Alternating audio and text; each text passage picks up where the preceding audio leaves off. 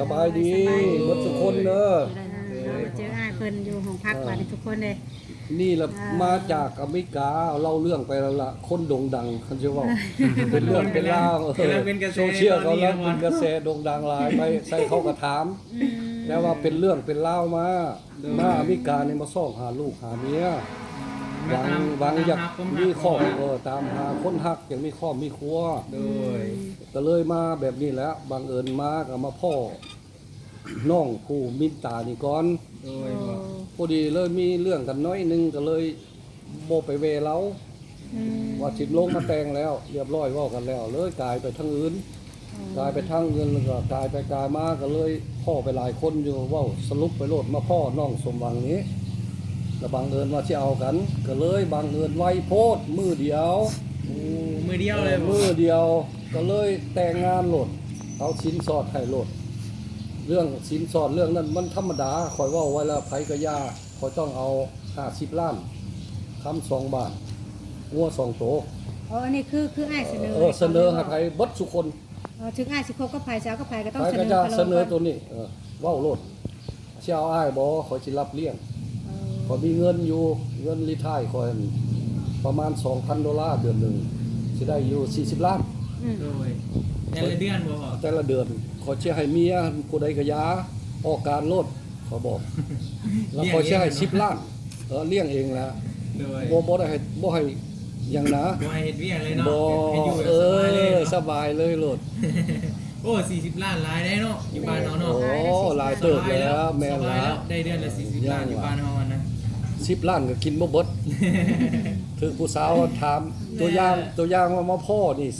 สาวมินตานี้เป็นผู้ที่5ที่พ่อมาเนี่ยน้องมินตาเป็นคนที่5นำมาพ่อผู้นี้ถามผู้ใดเขาก็ว่าขอได้จักเดือน2 เดือนแล้วก็เลยบ่เอาคือคนที่ผ่านมาน่ะเขาขอเบิ่งใจกับอ้ายจัก2-3 เดือน2-3 เดือนเอาเบิดแต่ว่ามันขอบ่เอาก็คือมันโดนเกินสำหรับอ้ายบ่มาเฮาแล้วเอาโลดเลยว่าคนใจฮ้อนเนาะก็บ่ฮู้ต่ำฮู้สูงถือใจเราเลยหนูบอกก็เว้าจังซี่แหละถึงการแต่งสิเอาโลดน่ะบ้านนี้มันผู้ที่5มาเจอน้องมินตานี้โดยถามว่าน้องเอาอ้ายบ่เอาแม่ก็ว่าเอาโอเคคันเอาแล้วเจ้าเซาเหตุการณ์ซะมื้อนี่น่ะไปบอกเขาครอบเขาโลดแล้วเขาจะเอาจ้าง5 ล้านก่อนโอเคเราก็เซาเบิดเรียบร้อยก็บังเอิญบัดนี้คันสิแต่งดองเขาว่าสิแต่งดองไว้นี้ขอยมาแต่มีการเอามาได้10,000นั่นล่ะบัดนี้คอยละเขาละเว้าหลายคนเราเอามาได้3,000บัดนี้ค่าแต่งดองเขาละ10,000สำหรับอันงัวอัน2 โตคำ2 บาทแล้วก็50 ล้านมัน$10,000โอ้เฉพาะอันทั้งคำกับงัวนี่เนาะขอก็มีซอยคอเศษหนึ่ง5 บาทเขาว่าเอาได้ก็ยาเอาบัก5 บาทนี่แหละให้หล่นใส่ไปขนาดเนาะก็เพราะว่าได้เฮามันงบประมาณแบบมันไล่กันเลยไล่เลียกันเอาให้เลยบ่ให้เลยคนให้เลยบ่ว่าคันผู้ใดสิเอานะเอาให้โลดโอ้คำเข้าใจคำผู้ใดสิเอาเราเป็นลูกเป็นผัวน่ะแล้วให้เลยคำให้แม่อันนี้ให้แม่ซื้อค่าแม่นมค่าแม่นมนี่5 บาทเฉพาะให้แม่ว่าซั่นจ้ะให้แม่บาดแล้วแต่งดองกันตั้งหากโตซื้องัวซื้อควายนี่มันค่อยรับอีกก็งบประมาณว่าหม่ง20,000ล่ะเขาก็ตกลงมานี่คนละว่าโอ้บ่มีเงินไปเอามื้อละ1,000โอ้บ่ไหวดอกพอละกลับเมื่ออเมริกาโดยเมื่อเอาเงินมานี่น่ะคือเมื่ออเมริกาเทื่อนึงน่ะบ่นี่เมื่อเทื่อนึงแล้วมาแล้วสิมาแต่งน้องผู้นี้เว้ากันแล้วล้มกันแล้วอายสิซื้อรถสิมาแต่งน้อง10,000แล้วก็ค่าดองนี่แล้วก็สิปุ๊บเพื่อนปุ๊บซานนี่อยู่นํกันกับผู้สิผู้เดียวนี่ผู้เดียวนี่กับมินตานี่บ่โดยแม่นล่ะวันแล้วก็ผู้ดีเกิดเมื่อพุ่นแล้วก็ระแวงน้อยนึงอันใดบ่เว้าบ่เข้าใจกันน้อยนึงน้องก็เครียดค่อยก็เครียดว่าน้องนี่บ่โทรมาหาเดี๋ยวนี้นั่นมันเป็นอีหยังเนาะว่าแต่ตอนนี้ได้ลงคุยกันบ่ตอนนี้ว่าก็เลยหาหลังจากหั่นข่อยลงมาเทื่อ2สิมาเอาแล้วแหละหั่นก็เลย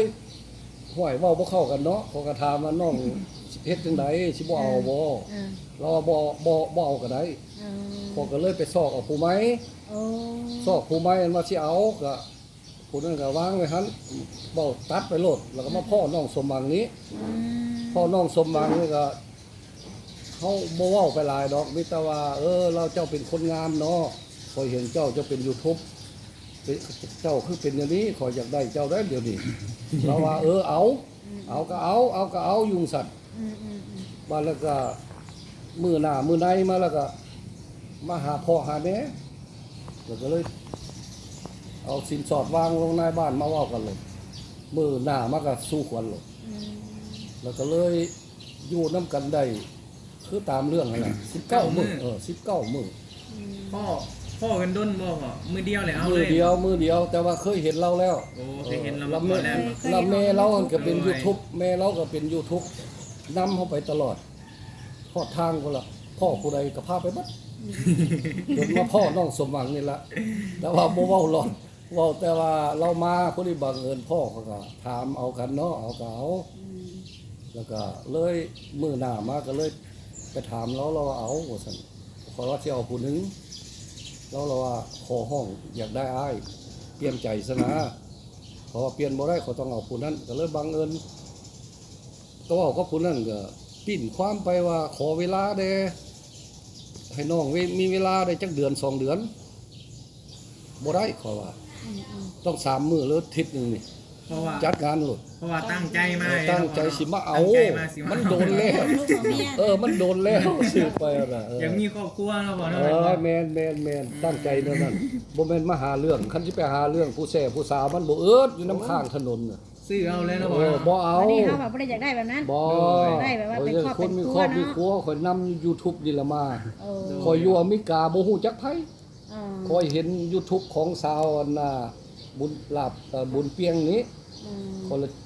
มีผู้สาวเนาะถูกใจแล้วว่ะ อืม ขอกระทายไว้แต่ละค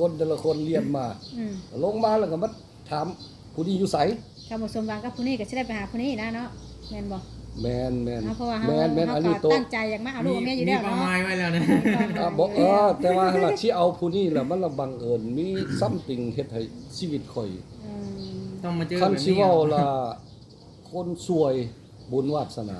เออ มันสิมาเป็นจังซี่ อืม ข่อยกับอาจารย์เว้านี่เจ้าสิเป็นแนวนี้ตลอดไป โอ้ โอ้ คือทางอาจารย์เคยทักอันอ้ายมา เว้า แล้ว โลดเว้าแล้ว โอ้ แม่นหัวข่อยไปวัดอันหน้าอันธาตุที่หังอาจารย์ก็เว้าคือกัน อืม เจ้านี่หัวใจพระเวท อืม ป้าลูกป้าเมียมาเอาบ่ได้ป้านะโอ้ป้าว่าป้าถึก อืม เมียเขาก็ทิ่ม เออ ลูกหลานก็มีลูกหลานก็ทาน หัวใจพระเวทว่าซั่น โอ้ บัดเว้าสุดท้ายมาแล้วว่าสิได้ป้าเมียอยู่ว่าซั่นโอ้ยเขาก็ให้ขึ้นกับบาทโลด เออ โอ้อาจารย์ว่ามันบ่แม่นแนวนั้น อืม บ่แม่นสิเอาสมหวังในป้า อืม มันเป็นเรื่องหยังวะบ่แม่นเว้าเรื่องเมียเก่าอยู่พุ่นเจ้าปามาน่ะบ่แม่นเรื่องนี้เด้อสั่นนี่เขาก็ดีใจขึ้น โอ้ สมหวังก็ไปนํกันเด้ เออ ไปไหว้พระธาตุนิหังนั่นนี่ คือทางหมอเพิ่นท่วงกับอดีตเมียเก่าอ้าย แม่นคนละคิดว่าสิเมียผู้นี้ โอ้ ยังบ่ทันได้เอากันเดือนปากันแล้ว เอาแล้วว่าเขาก็ให้รู้แล้ว คนใจอ่อนเนาะ เออ คนละเว้าโอ้บ่แม่นพ่อเอ้ยว่าซั่นเอาเรื่องนั้นแล้วไปเนอกบัดนี้ โดย เอามาแต่งงานกับสาวทรงอันสมหวังนี่ก็บ่ได้มีอีหยังดอกฮักกันอยู่เราก็ฮักอยู่เมื่อชีวิตขาดบ่ได้กัน อืม เราละมักกินเหล้ากินเบียร์ไปทางนั้น มีหมู่มี อืม เขาบ่มัก อืม อยากให้เซาได้บ่น้องเราก็ว่าเซาบ่ได้ปีหนึงขอกินเทื่อนึงแหน่พอตู้ไม่ตู้เขาเว้าอยู่ก็ให้เรากินเจ้าก็กินกับเราซะดิสั่น บ่ได้ค่อยว่าบ่ได้เด็ดขาดคันเจ้าเว้าหลายนี่คนถือกระเป๋าลากเมื่อหลุดอยู่นี่ อืม คนสิลากเมื่อหลายเทื่อล่ะใช่เรา เออ ก็อยู่จนฮอดนั่นล่ะมันมื้อสุดท้ายมันละมีเรื่องนั่นล่ะแต่ว่าเรื่องนี้ก็มีออกหลายแล้ว YouTube น่ะบ่ต้องเว้ามาดอก เออเดี๋ยว มีแต่ว่าข่อยบ่อยากให้คนเว้าให้น้องผู้นี้ อืมบ่อยากให้คนเว้าเรื่อง เว้าว่าเรานี่อยากได้เงินข่อย โอ้ มันบ่แม่นเรื่องนี้บ่มีความจริงข่อยตั้งให้เรา อืม ขอเป็นคนแนวนั้นเว้ามาแต่มือข่อยย่างลงพุ่นน่ะขอบ่เอาไผก็อย่าขอเอาให้เบิดเงินหั่น คือว่าหายแล้วก็หายไป เอ เล อย ให้ไปเลยเขาบ่เอาแต่ว่าอย่าเว้าให้น้องว่านี่มาหาวิธีเอาเงินข่อยบ่อยากให้เว้าให้ขอโทษหลายๆคนนั่นเข้าใจได้ผู้ใดที่อันเว้าว่าเราอยากได้เงินในคำอยากถูกให้แต่ง อืม ขอโทษแล้วก็บ่มีดอกเรื่องนี้นะให้เว่าสั้นให้เข้าใจเด้อเราบอกกันหลายๆคนไปแล้วเรื่องน้องทรงบางนี่จบไปแล้ว มื้ออันน่ะตอนแรงมาหันไปเว้ากันแล้วเรียบร้อยมีออก YouTube หมดแล้วนายบ้านอันนี้มาเว้ามีอยู่หั่นล่ะคันคนฟังเว้าเท่านี้ก็เข้าใจละให้ฟังเอาความจริงนั่นล่ะ อืม บัดแล้วละคอยก็มื้อแรงมาป้าเขาก็ไปวัดหันก็คิดว่ามื้อเช้านี่เขาต้องไปธาตุนิหังนี่เขาต้องเอาดอกไม้ไปบูชาว่าป้ากันแล้ว ต้องไปสมมาน้องอันนามินตานี้ก็อันหนึ่ง อืม เพราะว่าคนบ่ไปหาเราแล้วเขาทิมเรา เออ วันนี้ไปเว้าให้อาจารย์ฟังเห็นแล้วว่าอาจารย์ว่าบ่ได้มันสิเป็นเว้นเป็นกรรมจะต้องเฮ็ดขันธ์ห้าไปคารวะแม่สาว มินตานี้ เออ ให้ไปเด้อว่าซั่นบางเอิญเขาก็หวดคิดได้เขาก็ไปเอาดอกไม้ขันธ์ห้าอยู่หน้าวัดทะลนแล้วอันสมมาไปแล้วนะ ไปขอสมมาแม่น้องมินตา วันนี้คนเราเอาไปพ่อแม่ก็อยู่ว่าซั่นเขาสิไปสมมาเจ้าเด้อ อืม ถ้าอยู่หันเด้อมงสมงสิฮอดเขาก็ไปอีหลี อืม พ่อก็อยู่หันสาวมินตาไปพ่ออยู่ห้านหน้าบ้านนั่นว่าสิซื้อของกินไปหันเล่นน้ำพระเจ้าหั่นล่ะ อืม ไปพ่อเล่าอยู่หันว่าโอ้ยน้องเป็นจังไดสบายดีอยู่บ่ว่าซั่นอ้ายสิเข้าไปไหนเด้อซื้อเครื่องก่อนเด้อพอดีบังเอิญแล้วเขาก็เข้าไปไหนแม่ก็อยู่หันกับพ่อ แล้วหลังจากที่ว่าอ้ายถือขันหาไปขอขมาได้ทั้งแม่น้องมินตาเพิ่นว่าได้ ก็ยังหวาเขาเว้าไปนี่ล่ะเขาก็เอาคันห้าไปเขาก็ยกขึ้นรถเอาพรนั่นภัยโทษเด้ออย่าให้เป็นเว้นเป็นกรรมเพิ่นก็ฮับเอาโลด2คนเท่านั้นค่ามือโลด อืม บ่ให้เป็นเว้นเป็นกรรมเพิ่นก็เว้าจังซั่นล่ะแล้วเจ้าสิไปใส่ต่อลูกเอ้ย โอ้อันนี้คือทางพายแม่ มัน ว่า พายแม่เว้า อืม ว่าเขาก็สิไปตามเว้นตามกรรมตามดวงค่อยนี่ละเขาว่า อืม มาคิดได้เลยเห็นน้องมินตานั่งอยู่หันบาดนี้ อืม โอ้ยน้องเอ้ยว่าเป็นแนวใดสบายดีอยู่บ่เครียดให้อ้ายบ่น้องเห็นเบิดเรื่องอันฮูบอันนี้อันนั้นหั่นตั้งแต่อ้ายเอากับสาวสมหวังนี่เห็นเบิดกับพ่อกับแม่ได้เบิ่งกันตลอดอยู่ว่าซั่นพอละถามว่าเจ้าสิเอาข่อยบ่สิเอาคืนบ่น้องบ่เครียดบ่เอา โอ้ โอ้เราก็ยังว่าเอาไอ้เนาะ แล้วว่าเอา ถึงเชียนฮูบนั่นรุดออกมาเป็นอย่างเดียวบ่ดีกันน้องเพิ่นยังรับอ้ายได้อ มัน ยู่ ยังรับ โอ้ แสดงว่าเรามักได้ มัก อยู่เนาะ มา มักได้นะ เรายังน้อยก็ยังว่า18 ปี 18 ปี เออเรายังเป็นเด็กน้อยเล่นแบบเด็กน้อยอยู่เข้าใจบ่ล่ะเราละว่าเวยจังน้อย บาดนี้สิเอา พอล่มกับอันน้องมินตานี่จะได้จักเดือนจักปีแล้วพ่อ บ่ได้ฮอดปีแล้วลงมาสุดก่อนนี่ก็ได้เล่าเดือน สิ ปลา ประมาณ ย เดือนปลายๆเนาะ เดือนปลายพอก็ซื้อรถซื้อล่างให้ซื้อนี่ซื้อนั่นแล้วก็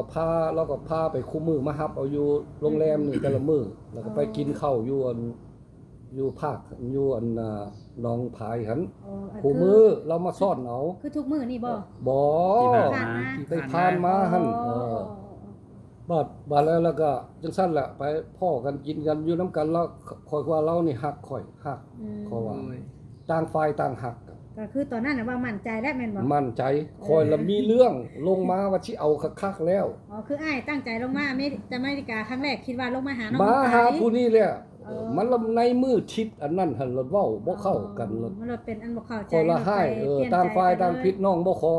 บ่โทรมาหาข่อยก็บ่โทรหาเรา อ๋อ เราก็บ่โทรหาเขาก็บ่โทรหาเรา ต่างคนต่างงอกกันบัดนี้ ต่างงอกก็ยังว่ามันนี่มักอันน่ะไว้อันน่ะขอสมมาหั่น อืม เพิ่นก็ว่ารับเอาก็ถามน้องก็ว่าโอเคเอา หลังจากคันมาน้องก็ดีใจ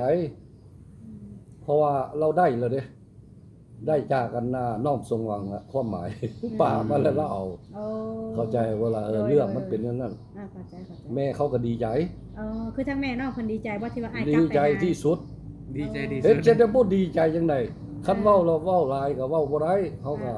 เรื่องอันนี้มันคนอเมริกาเนาะ โดย เขาก็มีอยู่เล็กๆน้อย อืม ๆเขาก็ซื้อให้เบิดส่วนสุแนวแล้ว อืม เขาลงมาเขาซื้อรถลงมารถ โอ้ เขาเห็นรถเขาก็โอ้ยเนาะเบิดบ้านเบิดเมืองเขาก็ดีใจเนาะอ้ายน้องเขาโอ้ยลูกเคย คือชื่อรถนี่รถยังรถจักรบ่ บ่แล้วก็ซื้อรถใหญ่30,000 นี่รถเราขี่อยู่นี่ รถสีขาวแบบ รถเราขี่ตลอดเลย ขี่ตลอด 4 ประตูมาเลย อ๋อรถสีขาวรถกระบะอันบ่ รถ Vivo บ่พ่อ Vivo Vivo Vivo เขาว่าซั่นรถเขาซื้อ30,000ก็บ่มีเงินหลายดอก 30,000 $นี่บ่ 30,000 ดอลลาร์จากเวียงจันทน์แล้วก็ขี่ลงมาโลด อ๋อ แม่ก็ถามว่าซื้อแล้วบ่รถซื้อ อ๋อ มาฮอดไสแล้วฮอดท่าแขกมาฮอดไสแล้วโรงแรมนี่มื้อ ขับลงมาเองเลยบ่ ครับโรงแรมมันก็บ่ยากนะมีกาครับรถเต็มอยู่ขอเรื่องบ่ยาก ใจดีใจเนาะ ใจหลี เอามาจนฮอดก็จังว่า โดย แล้วบัดนี้คืออันตั้งแต่ว่าอ้ายออกคลิปเนี่ยคือทั้งน้องเพิ่นนั่นได้คุยหรือว่ากับอ้ายน่ะตั้งแต่ว่าอ้ายออกคลิปมาตอนนั้นน่ะที่ว่าอ้ายออกคลิปตัวที่อันน้องเพิ่นตอนนี้น้องเพิ่นงอนอ้ายเลยนี่ตา โอ้ก็ยังว่าเราเรื่องไปฮอดบ้านนี่แล้วเนาะว่าเอาน้องเพิ่นก็เห็นรถเนาะมันจะขับ โอ้ยอย่างเงี้ยขับรถ เด็กๆน้อยๆเขาก็เอาไปสอนครับอยู่น้ำแถวนั่นล่ะ แถวเพื่อนเพิ่นได้บ่ จนเป็น เอาเป็นแล้วตอนนี้ ใกล้สิเป็นแล้ว แล้วก็สิไปเซ็งเอาลายเซ็น อ๋อ แล้วก็จะให้น้องขี่ โอ้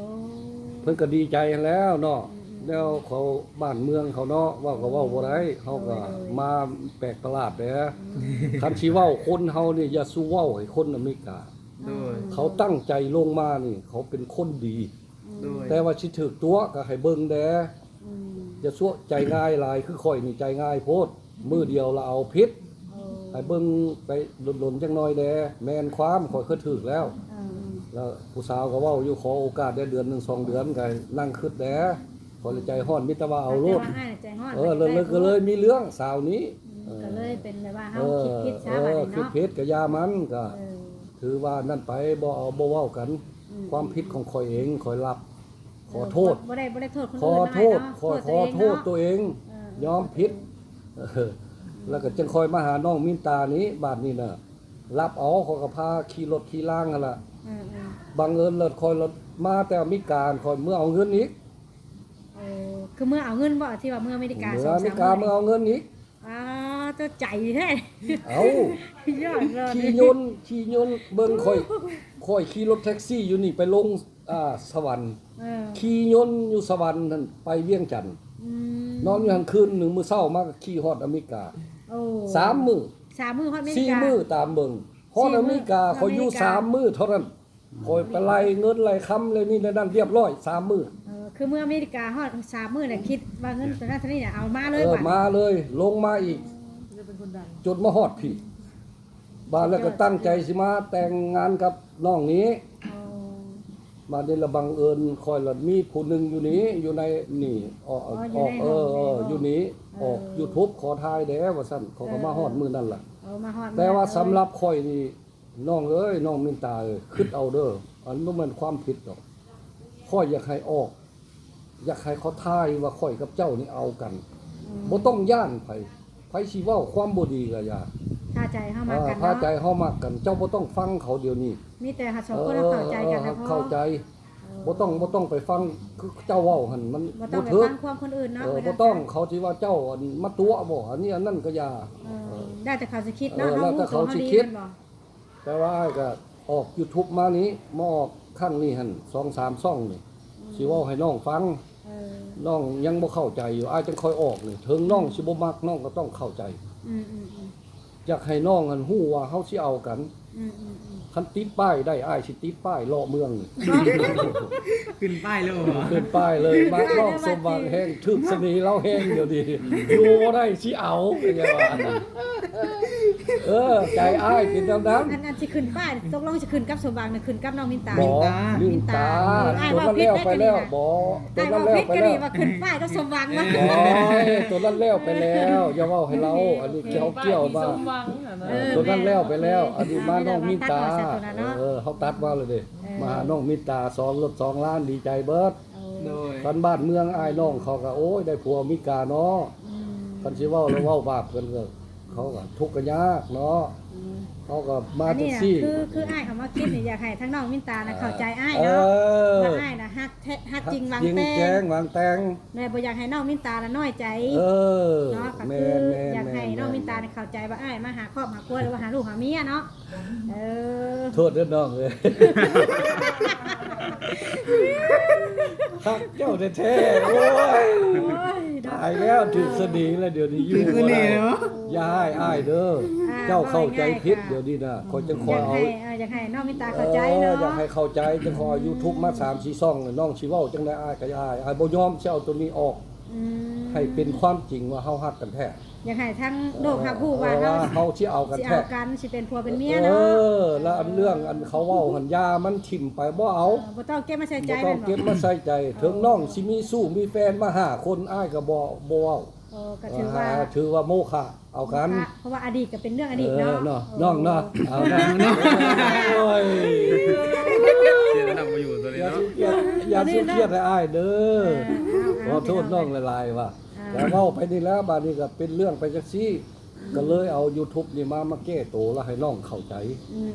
บ่แม่นว่าสิเอามาสายแล้วประนามอีกอ้ายบ่ให้เฮ็ดให้แต่คนดีๆเว้าแต่ความดี ว่าง่ายก็คือ แต่ละซ่องนี่น่ะ อยากออกมานี่คืออยากให้หลายผู้หลายคนเข้าใจ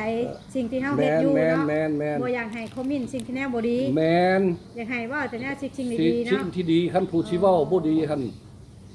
โทษเถาะเด้ออันผู้ที่ออกคอมเมนต์อันความบ่ดีบ่ฮู้จักหยังละเว้าไปหั่นมันผิด อืม เรื่องที่ค่อยเป็นมานี่ค่อยเว้าไปความจริงหมด อืม บ่แม่นว่าคือเจ้าเว้าหั่นว่าเท่านี้นอนน้ำคนบ่ได้เท่านี้มาเขาสิตัวเอาเงินเจ้า อันนั้นมันเรื่องหนึง เอา เฮาก็สอนกัน แต่ว่าคนเว้านั้นบ่อยากให้เว้าให้คนอีกต่อไป อืม โดน เจ้าต้องเป็นคนที่ฮู้จักแลบ่แม่นว่าจะเอาเว้าหรือเว้าเรื่อง เจ้าเว้าความบ่ดีเว้าอยู่ตลอดบ่แม่นแต่เจ้าผู้เดียวเบิดทุกคนนั่นออกโซเชียลหันเว้าให้ค่อยได้บ่ดี อืม ค่อยเป็นคนดีมาเขาบ่ได้ด่าเจ้าค่อยมาในน้ำค่อยอยากได้ลูกไม่เมียเขาก็เสียเงินค่อย อืม แล้วค่อยมาตามดวงของค่อย ผู้สาวเต็มบ้านเต็มเมืองเขาก็บ่สนเขาอยากมาแนวนี้ แล้วจิตใจของก็อยากได้ผู้สาวน้อยไปหั่นละเจ้าสิเว้าจังได๋ก็อย่าเขาไปถามเขาก็หักสิเอาเบิดบ่แม่นว่าไปคุ้มเขา เอาก็คือก่อนสิ เขาเต็มใจเนาะ เขาเต็มใจเบิดทุกคนที่พ่อมานี่ เพราะว่าเฮาก็ถามเขาก่อน เอ แล้ว อ เขา ถาม เต็มใจ ก่อนเต็มใจคือน้องอันนี้นี่ล่ะเราก็เลยกลับมาหาล้อหลังจาก อืมก็ ที่ คือ น้ น้ อ อง ง ส มิ ม น หวั ตาง แล้ว เนาะ แล้วกลับมาหาน้องมินตา คือน้องมินตาเนี่ยก็อ้ายก็ได้ถามไปแล้วว่ายังรับ เรียบร้อยแล้ว ได้ ได้ เดี๋ยวนี้ก็ร่วมกันบ่พอคูมือ โอ้ยแล้วมาเครียดมื้อวานนี่ไปออก เครียด โซ อีกแล้ว เชียลบ่เราเครียดว่าเคยเว้ากันแล้วล้มแล้วว่าสิเฮ็ดดองน้อย โดย แล้วก็สิเอาค่าสินสอดคือหมู่แหล้ว โดยพอ แล้วบัดนี้หั่นบ่ให้ออก YouTube โอ้ น้องเพิ่นเว้าย่านเขาเว้าเพิ่นเว้าหน่อยนึงแล้ว แล้วค่อยก็เข้าใจบัดนี้ค่อยมาค่อยต้องเฮ็ด อืม เพราะว่าค่อยสิเอาอันเพิ่นผู้นี้ไปเทื่อนึงแล้ว อืมอืม ไปอันนั่นสิไปเฮ็ดอัน YouTube นี่แหละให้เข้าใจ อืมอืม คนเว้าให้หลาย อืม เทื่อนี้ล่ะจังค่อยออกมาเว้าให้เบิดทุกคนนี่เข้าใจ อืม แต่ละซ่องนี่เฮ็ดนี่ค่อยขอเว้าอย่าชูเว้าความบ่ดี เจ้าพบผู้ใดก็อย่าให้ถามดีๆก่อนเป็นแท้บ่แล้วจังค่อยเว้าคันเจ้าเว้าแนวนี้นี่เว้นกรรมสินำจองเจ้าระวัง อืม ผู้ใดก็อย่าเว้าความบ่ดีนะอย่าได้เว้าอีกให้ผู้อื่น นับแตะงี้ปล่อยให้เศร้าซะให้เว้าแต่ความดีๆคือว่าข่อยสิเอาสาวผู้นี้ก็อย่าสิหลอกสิหลอนก็อย่า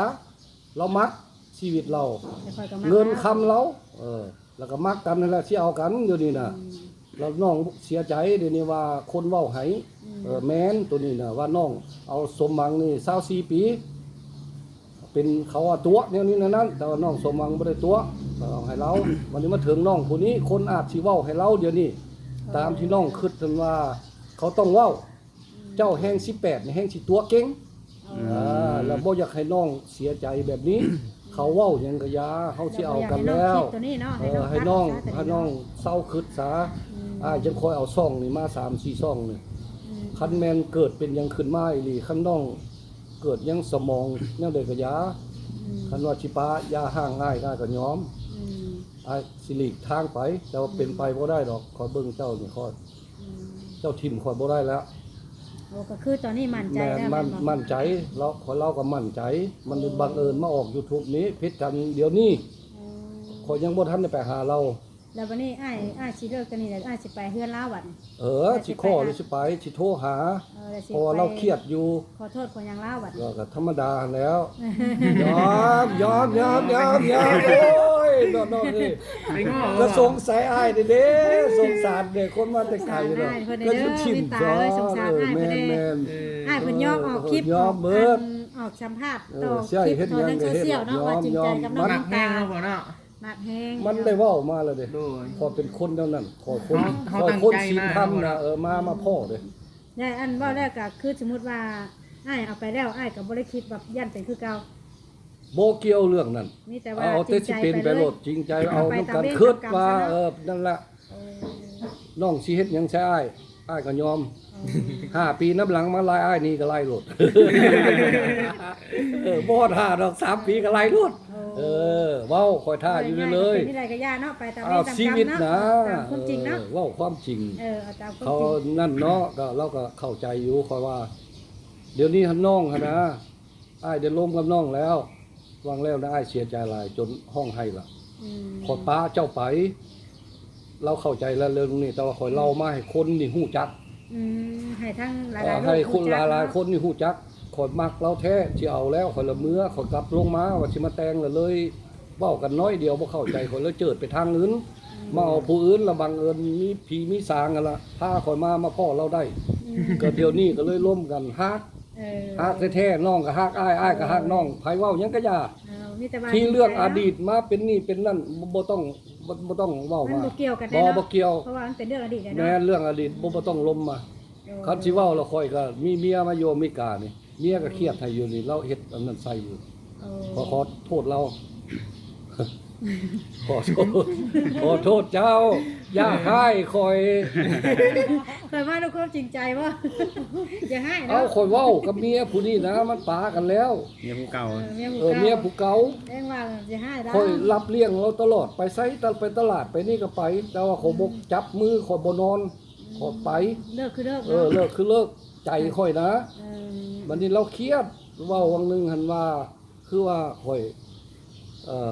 อย่างเราอยากได้ข่อย เออ ข่อยเว้าแต่ว่าก็โทษน้องเอ้ย อาจสิเป็นไปก็ได้ผู้ใหญ่ไม่โตก็เว้าหลายอยู่อยากให้เอาคืนกัน อืม ข่อยละมาขอบเราว่า ข่อยสิมาซ่องเมียข่อยอยู่น้ำเจ้าบ่ได้แล้วข่อยต้องไป ไปอ้ายเอ้ยว่าซั่น ก็คือว่ากับอดีตนี่เนาะ ก็วันก่อนสิมานี่นะโทรหากันคู่มือคู่คืน อืม มันมีหมาน้อยได้เลี้ยงเขาก็สงสารเนาะเลยโทรอยู่ตลอดนะมีแนวพัวพันหักบ่ได้มีหยังกันนะ โอ้เด้อ บ่บัดนี้เขาก็มาฮอดหนีมานี่เราถามคู่มืออยู่โทรหากันอยู่ พ่อเราว่าผู้สาวบ่ทันพ่อ บ่ได้ก็ยังเป็นห่วงอยู่ เป็น เนาะ ห่วง อยากให้ สงสารเราอยู่ ทั้งอ้าย เราหันเข้าใจ ทั้งครอบครัว ผิดเดี๋ยวนี้น่ะก็ย่าซะเถาะเฮาอยู่นํกันบ่ได้อย่าสุเครียดอย่าสุเฮ็ดความบ่ดีเว้ามามันบ่ถูกดอก สิ่งที่แล้วไปเราบ่ต้องเอาเว้ามา โดย บัดแล้วหันโทรหากันคู่มื้อมีมื้อหนึงคนเราไปพ่อสาวมินตานี่ อืม เขาก็ส่งรูปไปให้เบิ่ง อืม รูปเพิ่นก็รูปกอดกัน โอ้ยเวรกรรมข้อยก็พ้องแล้ว ส่งไปให้อดีตเมียเก่าเบิ่งบ่ แล้วเพิ่นว่าอะไรซะ โอ้ก็อยากให้แล้วเนาะ คือเอาน้อยกว่าข่อยแทบบ่ได้ติ เราก็เว้าเป็นภาษาเราแหล้วเนาะก็ขอโทษเด้อขอก็ให้เจ้าเบิ่งนี่ละเด้ขอสิเอาผู้นี้ขอสั่งเจ้าละเด้มาน่ะอย่าเครียดอย่าขมกันจังซั่นล่ะแล้วก็คู่มือนี่แล้วยังเฮ็ดอยู่หั่นเฮ็ดใส่ข่อยเว้าแบบว่าข่อยมักเด็กน้อยเนี่ยนี่นั่นบ่มักจังได๋ แต่ว่าเราเป็นคนนั้นๆล่ะบ่เว้าให้เราหลายดอกสงสารเรา โดย ก็ยาเราเป็นก็ยาแต่ว่าเรื่องนี้นี่ตัวนี้นี่เว้าบ่เกี่ยวละเรื่องนั้น เกี่ยวแต่เรื่องน้องมินตานี่ขอให้ทุกคนเข้าใจ เข้าใจว่าเฮามั เอา ก มา นี่เนาะ มักผู้นี้สิเอาบ่ให้เว้าเรื่องโลโลเล่ๆไปบ่ว่าน้อง14สิตัวบ่ว่าน้อง15สิตัว อยู่ บ่ น้ำใจ ต้องเว้า เนาะ มาอยู่กับใจข่อยมัก อืม ชีวิตของข่อยมักนั้นข่อยต้องเฮ็ดถึงสิเป็นหยังก็อย่าตายมื้ออื่นนี่ข่อยก็สู้ไป หมักเนาะพ่อเนาะ มัน หมักไว้นี่เนาะ มีไผฆ่าตายก็ยอม อยู่เมืองอเมริกาคนดีๆนะมีกินมีอยู่ยังสิมาตายอยู่ดิเดี๋ยวนี้ สิมาปักชีวิตกับน้องนี่ขอโทษ น้องเอ้ย ฮัก นี่แต่ว่า ฮับเอาอ้ายไว้ซะ ให้ทั้งอ้ายสมหวังกับความฮักเนาะถ้ามีความฮักนี่ก็เนาะให้สมหวังความฮักจ้ะเนาะเพราะว่าเฮาก็ สมฮัก เออ ที่อ้ายขึ้นไปก็ยังว่าฮักเราหลายสิเอาไผสิเว้าหยังก็อย่าเรื่องเล่าที่เป็นมาก็บ่ต้องเว้าไปซะ โดย ให้คิดเอาความดีๆเว้าความดีๆบ่ให้คอมเมนต์เว้าความบ่ดีแต่ละคนสิเว้าออกนี่ให้คิดคันผู้น่าถ้าหากเว้าน่ะระวังเว้นกรรมน้ำปากเจ้าใด อืม เจ้าเว้าความบ่ถูกน่ะ อืม ก็เท่านี้แหละเรื่องมันน่ะ โอ้ก็ถือว่า อยากให้เข้าใจน้องนี่เข้าใจ เนาะ เข้าใจแล้วบ่เว้าให้น้องผู้นี้ โอ้ ให้เราเสียใจเราบ่ฮู้จักหยังเดี๋ยวนี้น่ะ ให้เข้าใจเราแล้วเราก็สิเข้าใจค่อยแล้วก็ปรับปรุงเข้ากันคือเก่า โอ้ เดี๋ยวนี้ยังเครียดอยู่หั่น ค่อยคุยกันเนาะ ยังเครียดอยู่เครียดหลายว่าอ้ายไปออกนี่ อ เขาออกแล้วเขาเว้าใส่น้องหลายแล้ว โอ้ น้องเสียใจเดี๋ยวนี้นะอ้ายเอ้ยคือเห็นแนวนั้น อืม เขาจึงคอยมาปรับใจให้เข้าใจนั่นแหละทุกคนเข้าใจเราบ่เว้าให้เราคิดไปแนวนั้น ว่าผู้สาวซ้ำน้อยให้สิตัวดี โอ้ มันไปเรื่องไปจังซั่น แล้ววันนี้น้องเพิ่นก็เลยมาเห็นคลิปก็เลยน้อยใจ จ้อยใจแม่นความเราบ่ให้ออกเรื่องนี้ล่ะ อืม ก็แล้วแต่ชีวิตเนาะน้องเนาะอ้ายขอโทษ หากแต่ว่าทั้งอ้ายน่ะคิดดีแล้วว่าสิเอากับผู้นี้เนาะ เอาก็จังคอยออก อันนี้ให้ฮู้นี่ล่ะอยากให้โลกนี่ฮู้จักคันมีป้ายถือได้เขาสิถือป้ายเดี๋ยวนี้ฮักน้องนิ่มตาแห้งเดี๋ยวนี้ ลูกเสน่ห์เล่าแล้วเดี๋ยวนี้ค่อยสิเอาเดี๋ยวนี้ใครเว้าหยังก็อย่าด่าค่อยเรื่องของค่อยเด้อชีวิตค่อยเขามักแนวนี้อย่าว่าตู้นี่มามักสาวน้อยอย่าเว้า เป็นได้ก็อย่าเรื่องอนาคตเนาะ อนาคต อนาคตเนาะ เจ้าสิเอาไผก็อย่า เพราะว่าเขาคิดดีได้แม่นบ่ คิดดีแล้ว เขาคิดดีได้เขาจังได้ออก เขา มา ก็ เว้า คิด เนาะ ว่ามาเอาเขาก็สิให้เขาเบิ่งแยงเขาไปซ้ำใดซ้ำหนึง โอ้ คันเขาทิ่มเฮาเขาก็บ่ยากบ่นักบ่หนาเงินเขาก็มีกินเขาก็ไปอเมริกาก็ได้ อืม เพราะคนอเมริกา เขาบ่มีทิ่มข่อยเขามีกินมีเงินกินอยู่ตลอด เขาไปนอนอยู่ ลูก พุ่น เต้า ได้ อเมริกาก็ยังอยู่เนาะ โอ้สำบาย อืม ว่าเป็นคนอเมริกาก็ยังว่า โดย ก็บอกให้น้องมินตาอยู่ อ่า อย่าได้อย่าทิ่มอ้ายได้ คืออ้ายมานี่อ้ายวังแบบว่ามายืมน้องได้เนาะ โอ้ยผู้ใดก็อย่าคันได้บ่ว่าน้องมินตาอย่าทิ่มอ้ายได้อ้ายเว้ากับน้องที่รับเลี้ยงเขาตลอดชีวิตเพราะ เดือน อ้าย หนึง ตั้งใจมาหาน้องโดยเฉพาะเลยเนาะ ก็ยังว่าความ อย่า ดี ไปป้าไปถิ่มน้องอันอ้ายเพิ่นได้มินตาเอ้ยเนาะ แม่ อ้ายเพิ่นฮักจริงมักแต่ คนทั้งหลายคือกันเบิ่งแล้วก็สงสารค่อยแด้อยู่สุเว้าใส่หลายค่อยมักแนวนั้นอย่าสุเว้าโอ้ยเนาะสงสาร คือกันเนาะหมักไผหมักมันเนาะ มักไปมักมันอย่าให้กัน บางคนก็ว่าเอาผู้สาวเกดีได้ลูกเขาพร้อมว่าซั่นผู้เกแห่งตัวหลายผู้น้อยได้อาบสิบ่ตัวเขายังบ่ฮู้จักหยังนี่แม่นความคิดของ ยัง ข้อย มีประสบการณ์เนาะ โดนเด้อเว้าเล่นแค่เขาเว้าแก่แค่เว้าแก่ ใครเครียดเนาะใครเครียดใครเครียด ว่า ว่า ให้ ดิ ใครเครียด ว่า เว้า ม่วน ม่วนไปนี่ล่ะให้เจ้าคิดเอาคนผู้นี้น่ะค่อยมาเวรกรรมของค่อยสิมาตายแบบนี้ อยู่อเมริกาเขามีเบิดเทือนซันมีกินมีอยู่บ่มีทุกข์จักหน่อยข่อยยังสิมาเอาชีวิตมาทิ่มให้เขาด่าอยู่นี่ด่าก็ด่ายอมรับ เต็มใจเนาะ มันมากมักน้องมิตรตายเองอยู่นี่โอ้ย เขาก็ต้องเต็มใจให้ล่าเนาะ บ่แม่นถึกเสน่ห์เลยบ่จักนี่ ก็ ว่า ยังมาเว้าอยู่ถึงเสน่ห์น้องมิตรตาเลยเดี๋ยวนี้โอ้ยตายแล้ว ป้ายขึ้นดิ ยกยอมแล้วเนี่ย เอาป้ายห้อยคอยกรถ ยกรถจังน้อย นี่บัดเมื่อนี่ยกป้ายเขียนรถ ไปหาเราเนาะ แม่ไปหาเล่าเขียนป้ายยกเลยว่าฮักน้องมินตาเด้อไปอยู่ว่าได้ฮักมินตา เอาบ่น้องเจ้าอ้ายเห็นจังนั้นบ่อ้ายสิเอายกป้ายเมื่อรถหาน้องจักหน่อยนี่ให้เพิ่นออก เมื่อยกป้าย ให้ เมื่อรถ เพิ่น นี่ ออกคลิปไปเรื่อยๆให้น้องเบิ่งน้องมักเบิ่งอยู่ดอกไว้อยู่ แล้วเจ้าอ้ายสิเมื่อแล้วมักน้องมักบ่อ้ายมักแนวนั้น อยากได้ป้ายให้ยกใจคอเมื่อรถสิแต่งน้องมินตาได้ไว้ๆดิ ชิแต่คำว่าน้องเพิ่นรับปากว่ามากฮักกับชิแต่ไว้นี่บ่ ไว้ตั้งเว้าไว้แล้วมันมีเรื่องซื่อๆขอยเมื่อเอาเงินลงมาเนี่ยขอยสิมาแต่งแล้ แต่ ว ว่าแต่งก็สิบ่จัดใหญ่โตแม่นบ่ บ่แล้วมันสิผิดบ้านผิดเมืองเขา เพิ่นเฮ็ดน้อยๆ มีแต่เงินนั่นให้ค่าแม่นมหัน อ๋อ ตามธรรมเนียมเพิ่นอยากได้หั่นล่ะเคยเว้าน้ำเพิ่นแล้ว โดย ตามบ้านตามเมืองนั่นล่ะผู้ใดก็ยาคันเอาเพิ่นว่าอกได้ เฮ็ดให้เฮ็ดคือกันหันว่าซั่น อ๋อบ าดนี้อันที่เฮ็ดดองเฮ็ดนั่นน่ะมันบ่ได้ผิดเพิ่นว่าเพิ่นสิมัดแขนเราคือเจ้าเว้าหั่นล่ะ โอ้ พอก็ดีใจแล้วไป เอาผู้เฒ่าผู้แก่มาอันนี้เนี่ยมัดซื่อๆแล้วไปแล้วก็เว้าอยู่สาวอันมินตาก็เว้าให้ฟังอยู่เมื่อวานนี่น่ะอ้ายไปออกเดี๋ยวนี้เนี่ยมันโด่งดังเดี๋ยวนี้สิมาแต่งกันบ่ได้ อืม โอ้ยอันนี้เรื่องของอ้ายออกไปนี่อ้ายอยากให้คนรู้จักโลกนี่เพราะว่าอยู่อเมริกาเขาก็ท่าอยู่ ถ้าเบิ่ง เขาอยากเห็นปากตัวนี้ อยากเห็น ความเว้า อ้ย ตัวนี้อยากเห็น อยากเห็น อยากเห็นแต่งงาน แต่งงานกับน้องคนนี้ กับน้องผู้นี้เขาท่าอยู่บ่แม่นแต่เดียวนี่คนเบิดโลกนี่ท่าอยู่ ถ้าเบิ่ง เจ้าว่าค่อย ถ้ แม่นไผ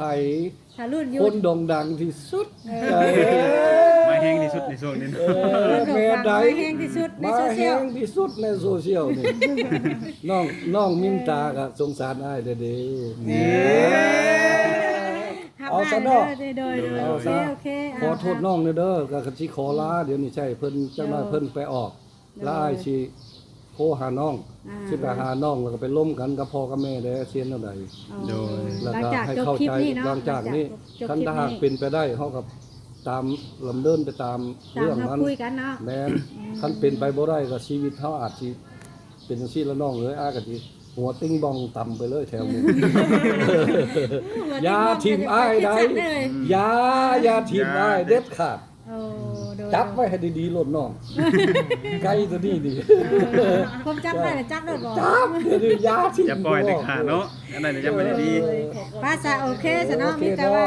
จบคลิปนี้อ้ายเพิ่นก็สิได้ไปหาน้องมินตาไปคุยกันให้ ขอบ เข้า ใจ ใจ เด้ เนาะ อขอบใจเด้อว่าทุกคนขอให้ได้แต่ความดีเด้อ โอเค ขอให้พ่อสมหวังกับหักครั้งนี้เด้อพ่อเด้ แม่ อน แม่น ข แม่ อให้ น สมหวังได้เด้อ แม่น เนาะ ขอบใจกันหลายนั่นละความหักน่ะน้องมินตาเอ้ยเพิ่นเว้าดีเด้อ โด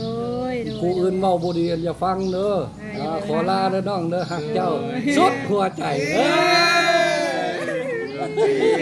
บายน้องบาย สบาย